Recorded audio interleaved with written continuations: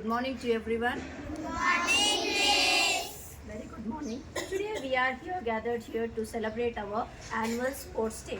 It's a very humble and a very pleasant day to celebrate our sports day because every year till the end of the year, academic year, we will going to be a very enthusiasm, energetic, strong, and all our strength we will make together and we will participate in our sports. Each and every activities we will follow and we will participate in all the games and we will win the wonderful prizes like this. Good morning everyone. Good morning, Miss. ಇಂದು ನಾವು ಏನು ಮಾಡ್ತಾ ಇದ್ದೀವಿ? ಯಾವ ದಿನವನ್ನಾಗಿ ಆಚರಿಸ್ತಾ ಇದ್ದೇವೆ? Sports day, ಕ್ರೀಡೆಯ ದಿನವನ್ನಾಗಿ ಇವತ್ತು ನಾವು ಆಚರಿಸ್ತಾ ಇದ್ದೇವೆ. ಕ್ರೀಡೆ ಅಂದ ತಕ್ಷಣ ಒಂದು ಗಾದೆ ಮಾತು ಬರುತ್ತೆ. ಏನಂದ್ರೆ, ಒಂದು ಒಳ್ಳೆ ಮನಸ್ಸು ಒಂದು ಸದೃಢವಾದಂತಹ ದೇಹದಲ್ಲಿರುತ್ತಂತೆ. ಸದೃಢವಾದ ದೇಹ, ನಮಗೆ ಬಲಿಷ್ಠವಾದ ದೇಹ ಬೇಕು ಅಂದರೆ ನಾವೇನು ಮಾಡಬೇಕು?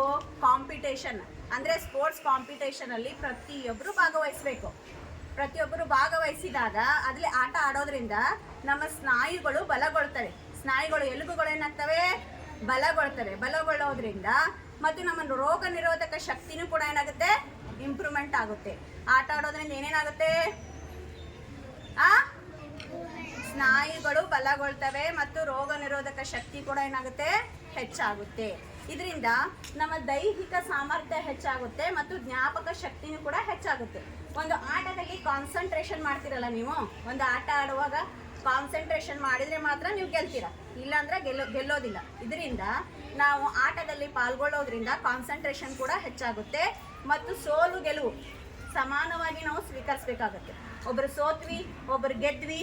ಅವ್ರು ಸೋತಾಗ ನಾವು ಧೃತಿಗೆಡದೆ ಏನು ಮಾಡಬೇಕು? ಮುಂದಿನ ಆಟಕ್ಕೆ ಚೆನ್ನಾಗಿ ಪ್ರಾಕ್ಟೀಸ್ ಮಾಡಿ ನಾವು ಗೆಲ್ತೀವಿ ಅನ್ನುವಂಥ ಛಲ ಕೂಡ ನಮಗೆ ಆಟದಿಂದ ಕಲಿತೇವೆ. ಅರ್ಥ ಆಯ್ತಾ? ಆಟದಿಂದ ಕಲಿತೇವೆ. ಇದಲ್ಲದೆ ನಾವೇನು ಮಾಡ್ತೀವಿ ಅಂತಂದರೆ, ಆಟ ಆಡುವಾಗ ಬರೀ ಗೇಮ್ ಆಡ್ತೀರಿ. ಇವಾಗ ಮೊಬೈಲ್ ಹಿಡ್ಕೊಳೋದು, ಮೊಬೈಲ್ ನೋಡೋದು, ಇಂಡೋರ್ ಗೇಮ್ಸ್ ಇಲ್ಲ, ಔಟ್ಡೋರ್ ಗೇಮ್ಸು ಇಲ್ಲ.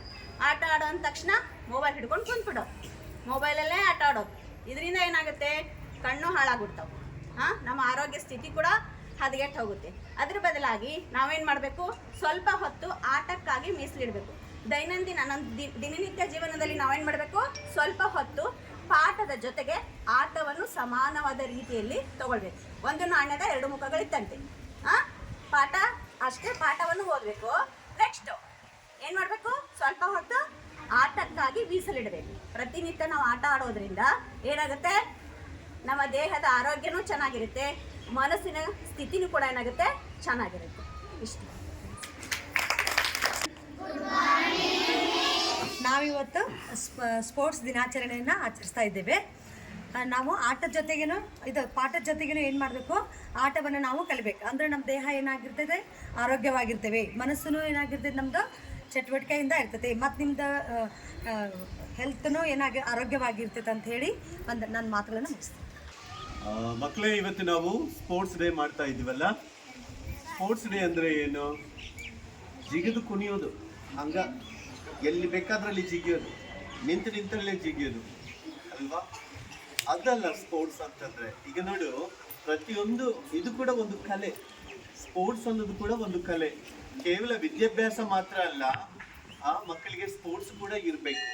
ಸ್ಪೋರ್ಟ್ಸಿನ ಮುಖಾಂತರವಾಗಿ ನಮಗೆ ಸಿಗುವಂಥ ಬೆನಿಫಿಟ್ಸ್ ಏನು? ಆಟಗಳ ಮುಖಾಂತರವಾಗಿ ನಮಗೆ ಸಿಗುವಂಥ ಬೆನಿಫಿಟ್ಸ್ ಏನು ಅಂತಂದರೆ, ಮೊದಲನೇದಾಗಿ ನಾವು ಆರೋಗ್ಯವಾಗಿರಬೇಕು, ನಾವು ಫಿಟ್ ಆಗಿರಬೇಕು ಅಂತಂದರೆ ನಮಗೆ ವ್ಯಾಯಾಮ ಬೇಕು. ವ್ಯಾಯಾಮ ಕೂಡ ಏನು ಮಾಡಬೇಕಂದ್ರೆ ಕರೆಕ್ಟ್ ಪದ್ಧತಿಯಲ್ಲಿ ನಾವು ಮಾಡಬೇಕು. ಏನು? ಸೊ ಚಿಕ್ಕ ಮಕ್ಕಳಿಗೆ ಇರುವಂಥ ವ್ಯಾಯಾಮಗಳು ಬೇರೆ ಇರ್ತವೆ, ಯವನಸ್ಥರಿಗೆ ಇರುವಂಥ ವ್ಯಾಯಾಮಗಳು ಬೇರೆ ಇರ್ತವೆ, ಅನಂತರ ಮಧ್ಯ ವಯಸ್ಸಿನಲ್ಲಿ ಇರುವಂಥವ್ರಿಗೆ ವ್ಯಾಯಾಮಗಳು ಬೇರೆ ಇರ್ತವೆ, ಅನಂತರ ವೃದ್ಧರಿಗೆ ವ್ಯಾಯಾಮಗಳು ಬೇರೆ ಇರ್ತವೆ. ಆಯಾ ವಯಸ್ಸಿಗೆ ತಕ್ಕಂತೆ ವ್ಯಾಯಾಮಗಳು ಇರ್ತವೆ. ಈ ಸ್ಪೋರ್ಟ್ಸ್ ಅನ್ನೋದು ಎರಡು ಭಾಗಗಳಾಗಿ ಮಾಡಿದ್ದಾರೆ. ಒಂದು ಇಂಡೋರ್ ಗೇಮ್ಸ್ ಮತ್ತೆ ಔಟ್ಡೋರ್ ಗೇಮ್ಸ್ ಅಂತ ಹೇಳ್ಬಿಟ್ಟು. ಸೊ ಇಂಡೋರ್ ಗೇಮ್ಸ್ ಅಂತಂದ್ರೆ ಯಾವುದು? ಕ್ಯಾರಮ್ ಬೋರ್ಡ್ ಆಡೋದು, ಅಂದ್ರೆ ಮನೆ ಒಳಗೆ ಇದ್ದುಕೊಂಡು ಅಥವಾ ಒಂದು ರೂಮ್ ಒಳಗೇನೆ ಇದ್ದುಕೊಂಡು ಅಥವಾ ಒಂದು ಕೋಣೆಯಲ್ಲೇ ಇದ್ದುಕೊಂಡು ಆಡುವಂಥ ಆಟಗಳಿಗೆ ಇಂಡೋರ್ ಗೇಮ್ಸ್ ಅಂತಾರೆ. ಎಲ್ಲರೂ ಕೇಳಬೇಕು, ಇಂಡೋರ್ ಗೇಮ್ಸ್ ಅಂತಾರೆ. ಸೊ ಮನೆಯಲ್ಲಿ ಇದ್ದುಕೊಂಡು ಆಟ ಆಡುವಂಥವು ಏನಿರ್ತಾವ? ಕ್ಯಾರಮ್ ಬೋರ್ಡ್ ಮನೆಯಲ್ಲಿ ಇದ್ದುಕೊಂಡು ಆಡ್ಬೋದು. ಅಥವಾ ಹೌದಾ, ಚೆಸ್ ಕೂಡ ಮನೆಯಲ್ಲಿ ಇಟ್ಕೊಂಡು ಆಡ್ಬೋದು ಅಲ್ವಾ. ಇನ್ನು ನಮ್ಮಕ್ಕಿಂತಲೂ ನಾನು ನಿಮ್ಮ ಥರ ಮಕ್ಕಳಾಗಿರುವಾಗ, ನಾವು ಪ್ರೈಮರಿ ಸ್ಕೂಲ್ ಓದುವಾಗ ನಮ್ಮ ಇಂಡೋರ್ ಗೇಮ್ಸು ಬೇರೆ ಇರ್ತಿದ್ವು. ಇಂಥ ಹುಡುಗಿಯರೆಲ್ಲ ಏನು ಮಾಡ್ತಿದ್ರು ಗೊತ್ತಾ, ಈಗ ಆ ಆಟಗಳೇ ಹೋಗ್ಯಾವ, ಯಾರಿಗೂ ನೆನಪೇ ಇರಲ್ಲ. ಇಂಥ ಹುಡುಗಿಯರೆಲ್ಲ ಏನು ಮಾಡ್ತಿದ್ರು, ಇಷ್ಟಿಷ್ಟು ಕಳ್ಳ 5 ತಗೊಂಡು ಅದೇನು ಹಿಂಗಿಂಗೆ ಮಾಡಿ ಆಡ್ತಿದ್ರು.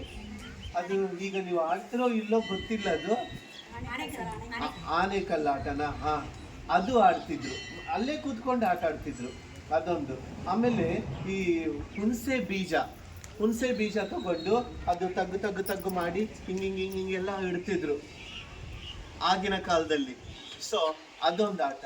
ಇನ್ನು ಯಾವ್ದಾದ್ರು ಮನೆ ಕಟ್ತಾ ಇದ್ದಾರೆ, ಒಂದು ಕಟ್ಟಡ ಕಟ್ತಾ ಇದ್ದಾರೆ ಅಂತಂದ್ರೆ ಉಸುಕು ಹಾಕಿರ್ತಾರೆ ಅಲ್ವಾ. ಆ ಉಸುಕಲ್ಲಿ ಕೂತ್ಕೊಂಡು ಕೂಡ ಒಂದು ಗಾಜಿನ ಬಲೆ ತಗೊಂಡು ಹಿಂಗೆ ಮಾಡಿ ಅದ್ರೊಳಗೆ ಎಲ್ಲಾದ್ರೂ ಇಟ್ಬಿಡೋದು. ಇವ್ರೇನ್ ಮಾಡ್ತಾರೆ, ಹಿಂಗೆ ಇಟ್ಬಿಡ್ತಾರೆ. ಆ ಗಾಜಿನ ಚೂರು ಸಿಕ್ಕರೆ ಅದೊಂದು ಆಟ ಆಡೋದು. ಸೊ ಇಂಡೋರ್ ಗೇಮ್ಸ್ ಅಂತಾರೆ. ಆಮೇಲೆ ಇನ್ನೊಂದು, ಈ ತರ ಹಿಡ್ಕೊಂಡು ಹಿಂಗೆ ಹೊಡಿತಾರೆ ನೋಡು, ಒಂದು ದೊಡ್ಡ ಟೇಬಲ್ ಇರುತ್ತೆ, ಅದರಲ್ಲಿ ಬಾಲ್ಸ್ ಎಲ್ಲ ಇರ್ತವೆ, ಅದು ಹಿಂಗೆ ತಗೊಂಡು ಹೊಡಿ. ಈ ಥರ ಇಂಡೋರ್ ಗೇಮ್ಸು ಬಹಳ ಇದ್ದಾವೆ ಮಕ್ಕಳೇ. ಸೊ ಆ ಗೇಮ್ಸ್ ಬೇರೆ. ಸೊ ಔಟ್ಡೋರ್ ಗೇಮ್ಸ್ ಏನು ಅಂತಂದರೆ ಜಿಗಿಯುವುದು ಅಥವಾ ಓಡುವುದು, ಈ ರೀತಿಯಾದ ಔಟ್ಡೋರ್ ಗೇಮ್ಸು ಇರ್ತವೆ. ಅಂದರೆ ರನ್ನಿಂಗ್ ಆಯಿತು, ಜಂಪಿಂಗ್ ಆಯಿತು, ಅನಂತರ ಹೈ ಜಂಪ್ ಆಯಿತು, ಲಾಂಗ್ ಜಂಪ್ ಆಯಿತು, ಡಿಸ್ಕಸ್ ಥ್ರೋ ಆಯಿತು, ಈ ರೀತಿಯಾಗಿರುವಂಥ ಔಟ್ಡೋರ್ ಗೇಮ್ಸು ಭಾಳ ಇರ್ತವೆ. ವಾಕಿಂಗ್ ಕೂಡ ಒಂದು ಗೇಮೇ. ಸೊ ಈ ರೀತಿಯಾಗಿ ಏನು ಮಾಡಿದ್ದಾರೆ, ಇಂಡೋರ್ ಗೇಮ್ಸು ಔಟ್ಡೋರ್ ಗೇಮ್ಸು ಅಂತಿದೆ. ಸೊ ಮಕ್ಕಳಿಗೆಲ್ಲ ಆಟ ಆಡಿಸುವಂಥ ಗೇಮ್ಗಳು ಬೇರೆ ಬೇರೆ ಇರ್ತವೆ. ಆನಂತರ ಹೈಸ್ಕೂಲ್ ಮಕ್ಕಳಿಗೆ ಬೇರೆ ಬೇರೆ ಇರ್ತವೆ. ಆನಂತರ ನಮ್ಮಂಥ ವಯಸ್ಸಾದವರಿಗೆ, ನಮಗಿನ್ನೂ ವಯಸ್ಸಾಗಿಲ್ಲ, ಆದರೆ ನಮ್ಮಂಥವ್ರಿಗೆ ಮಧ್ಯ ವಯಸ್ಸಿನವರಿಗೆ ಏನು ಅಂತಂದರೆ ನಾವು ಆಡುವಂಥ ಆಟಗಳು ಬೇರೆ ಇರ್ತವೆ. ಈಗ ನೋಡಿ, ನೀವು ಚಿಕ್ಕ ಮಕ್ಕಳಲ್ವಾ, ಏನು ಇಲ್ಲಿಂದ ಅಲ್ಲಿಗೆ ಹೋಗಂದ್ರು ಓಡೋಗ್ತೀರಾ ನೀವು, ಅದು ತಗೊಂಡು ಹೋಗ್ತೀರಿ. ಅದು ಸ್ವಲ್ಪ ಹತ್ತಿ ಕೊಡು ಅಂತಂದರೆ ಪಟ ಹತ್ತಿತ್ತೀರಿ. ಅದು ನಮ್ಗೆ ಆಗಲ್ಲ. ಓಡಂದ್ರೆ ಓಡಕ್ಕೆ ನಮಗೂ ಆಗೋದಿಲ್ಲ. ಅಲ್ಲಿಂದ ಆ ಮೆಟ್ಲು ಹತ್ಕೊಂಡು ಬರೋಷ್ರೊಳಗೆ ದಮ್ಮತ್ತು ಬಿಟ್ಟಿರ್ತೈತೆ ನಮಗೂ ಏನು. ಸೊ ನಮ್ಮಂಥವ್ರು ಆಡುವಂಥ ಆಟಗಳು ಬೇರೆ, ವ್ಯಾಯಾಮಗಳು ಬೇರೆ. ಇನ್ನು ತೀರ ವಯಸ್ಸಾದವರು ಕೋಲ್ ಹಿಡ್ಕೊಂಡು ಅಡ್ಡಾಡೋರು, ಅವರು ಆಡುವಂಥ ಆಟಗಳು ಕೂಡ ಬೇರೆ ಇರ್ತವೆ. ಸೊ ಈ ಆಟಗಳಲ್ಲಿ ಇರುವಂಥ ಒಂದು ದೊಡ್ಡ ಒಂದು ಬೆನಿಫಿಟ್ಸ್ ಏನಂತಂದರೆ, ಇದರಲ್ಲಿ ಪ್ರಪಂಚ ದಾಖಲೆ ಮಾಡಿರುವಂಥ ಎಷ್ಟೋ ವಿಷಯಗಳು ಇದ್ದಾವೆ. ಈ ಸ್ಪೋರ್ಟ್ಸಲ್ಲಿ ಹೆಣ್ಮಕ್ಳು ಗಂಡು ಮಕ್ಕಳು ಅಂತ ಇಲ್ಲ, ಗಂಡು ಅಂತ ಇಲ್ಲ. ಸೊ ಎಲ್ಲರೂ ಪಾರ್ಟಿಸಿಪೇಟ್ ಮಾಡ್ಬೋದು, ಎಲ್ಲರೂ ಆಡಬಹುದು. ಉದಾಹರಣೆಗೆ ನಾವು ನೋಡುವುದಾದರೆ, ಇಲ್ಲಿ ನೋಡ್ಬೇಕೆಲ್ಲರೂ, ಉದಾಹರಣೆಗೆ ನೋಡುವುದಾದರೆ ಈ ಒಂದು ಸ್ಪೋರ್ಟ್ಸ್ ಅಲ್ಲಿ ಹೇಗೆ ಅಂತಂದ್ರೆ, ಭಾರತ ದೇಶದಲ್ಲಿ ಬಹಳಷ್ಟು ಮಹಿಳೆಯರಾಯಿತು, ಬಹಳಷ್ಟು ಪುರುಷರಾಯಿತು ಏನು ಮಾಡಿದ್ರು, ಚಿನ್ನದ ಪದಕಗಳನ್ನು ಗೆದ್ದುಕೊಂಡು ಬಂದು ಭಾರತ ದೇಶದ ಕೀರ್ತಿಯನ್ನು ಉಳಿಸಿದ್ದಾರೆ. ಉದಾಹರಣೆಗೆ ನಾನು ಹೈಸ್ಕೂಲಲ್ಲಿ ಓದುವಾಗ PT ಉಷಾ ಅಂತ ಹೇಳಿಬಿಟ್ಟು ಕೇರಳದ ಒಂದು ಸ್ಪೋರ್ಟ್ಸ್ ಕಾರ್ತಿ ಏನು ಮಾಡಿದ್ದಾರೆ, ಭಾರತ ದೇಶಕ್ಕೆ ಚಿನ್ನದ ಪದಕವನ್ನು ಫಸ್ಟ್ ಟೈಮ್ ತಂದು ಕೊಟ್ಟಿದ್ರು. ಅದಕ್ಕೆ ಭಾರತ ಸರ್ಕಾರವು ಆ ಯಮನಿಗೆ ಏನು ಮಾಡಿದ್ರು, ಚಿನ್ನದ ಹುಡುಗಿ, ಗೋಲ್ಡನ್ ಗರ್ಲ್ ಅಂತ ಹೇಳಿಬಿಟ್ಟು ಒಂದು ಪ್ರಶಸ್ತಿಯನ್ನು ಕೊಟ್ಟರು. ಅದೇ ರೀತಿಯಾಗಿ ಸ್ವಲ್ಪ ಕಾಲ ಕಳೆದ ನಂತರ ಈ ಒಂದು PT ಉಷಾಕ್ಕಿಂತಲೂ ಹೆಚ್ಚಾದ ಒಂದು ಸ್ಥಾನದಲ್ಲಿ ಅಶ್ವಿನಿ ನಾಚಪ್ಪ ಅನ್ನೋರು ಕೂಡ ಏನು ಮಾಡಿದ್ರು, ಭಾರತ ದೇಶಕ್ಕೆ ಏಷ್ಯನ್ ಗೇಮ್ಸ್ನಲ್ಲಿ ಭಾರತಕ್ಕೆ ಚಿನ್ನವನ್ನು ತೆಗೆದುಕೊಂಡು ಬಂದರು. ಈ ರೀತಿಯಾಗಿ ಈಜುದು ಕೂಡ ಒಂದು ಸ್ಪೋರ್ಟ್ಸೇ. ಸೊ ಹಲವಾರು ರೀತಿಯಲ್ಲಿ ಏನು ಮಾಡಿದ್ದಾರೆ, ಈ ಒಂದು ಸ್ಪೋರ್ಟ್ಸಿನ ಮುಖಾಂತರವಾಗಿ ಭಾರತ ದೇಶಕ್ಕೆ ಕೀರ್ತಿ ತಂದುಕೊಟ್ಟಂಥ ಅನೇಕ ಮಹಾನ್ ವ್ಯಕ್ತಿಗಳು ಕೂಡ ಇದ್ದಾರೆ. ಸೊ ಪ್ರತಿಯೊಂದು ಸ್ಕೂಲಲ್ಲಿ ಕೂಡ ಈ ಒಂದು ಸ್ಪೋರ್ಟ್ಸ್ ಡೇ ಎದಕ್ಕೆ ಮಾಡ್ತಾರೆ ಅಂತಂದರೆ, ಮಕ್ಕಳಲ್ಲಿ ಆ ಒಂದು ಪ್ರತಿಭೆ ಕೂಡ ಬರಲಿ, ಆ ಒಂದು ಪ್ರತಿಭೆ ಕೂಡ ಮಕ್ಕಳಲ್ಲಿ ಮೂಡಿ ಬರಲಿ ಅನ್ನುವ ಉದ್ದೇಶಕ್ಕಾಗಿ ಏನು ಮಾಡ್ತಾರೆ, ಸ್ಪೋರ್ಟ್ಸ್ ಡೇ ಅನ್ನು ಸೆಲೆಬ್ರೇಟ್ ಮಾಡ್ತಾರೆ. ಸೊ ಇವತ್ತು ಕೂಡ ನಾವು ಸ್ಪೋರ್ಟ್ಸ್ ಡೇ ಸೆಲೆಬ್ರೇಟ್ ಮಾಡ್ತಾ ಇದ್ವಿ. ಸೊ ಯಾವ ಮಕ್ಕಳು ಎಂತೆಂಥ ಆಟಗಳಲ್ಲಿ ಗೆದ್ದು ಬರ್ತಾರೆ ಇನ್ನು ಮುಂದೆ ನಾವು ನೋಡೋಣ. Okay, thank you.